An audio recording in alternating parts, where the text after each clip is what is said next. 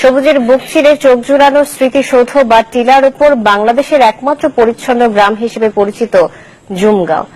আর এ কারণেই সুনামগঞ্জের বাঁশতলা হতে পারে প্রকৃতি প্রেমীদের জন্য এক অনন্য স্থান। গুলজার আহমেদের প্রতিবেদন, ছবি তুলেছেন দীপক বৈদ্য।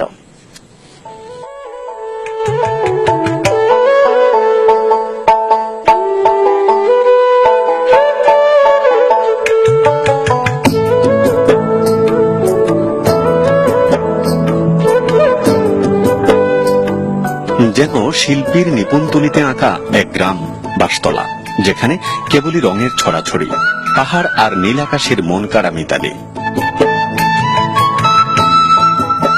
ভারতীয় সীমানার কোল ঘেঁষে এই বাঁশতলারই পাহাড়ের উপর গারোরা যে গ্রামে বাস করে তার নাম জুমগাঁও। সেখানে সবকিছুই যেন সাজানো গোছানো, মাটির তৈরি ঘর, পরিপাটি বাগান কিংবা ভারতের চেরাপুঞ্জির নয়নাভিরাম দৃশ্যগুলো যেন হাতছানি দিয়ে ডাকে সৌন্দর্য পিয়াসীদের।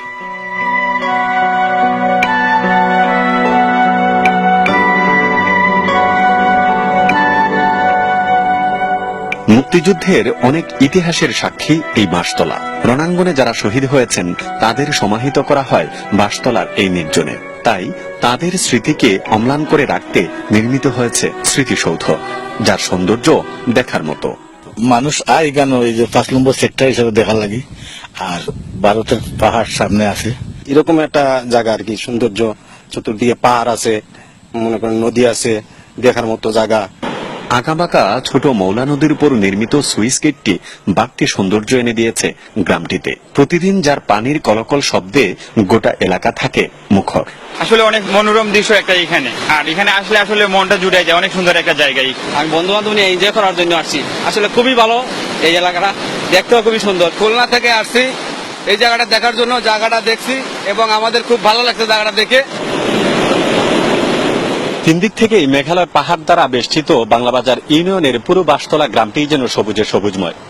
মুক্তিযুদ্ধের স্মৃতি বিজড়িত এলাকাটিতে নান্দনিক স্মৃতিসৌধ কিংবা পাহাড় থেকে নেমে আসা পানি মৌলা নদী হয়ে সুইচ গেটে এসে যে জলতরঙ্গের সৃষ্টি করে তা সত্যিই উপভোগ করার মতো। এছাড়া গ্রামীণ মেঠোপথে শুনশান নীরবতায় পাখিদের কলরব নতুন মাত্রা যোগ করবে আপনার আনন্দ ভ্রমণে। গুলজার আহমেদ, চ্যানেল 24, দোয়ারাবাজার, সুনামগঞ্জ।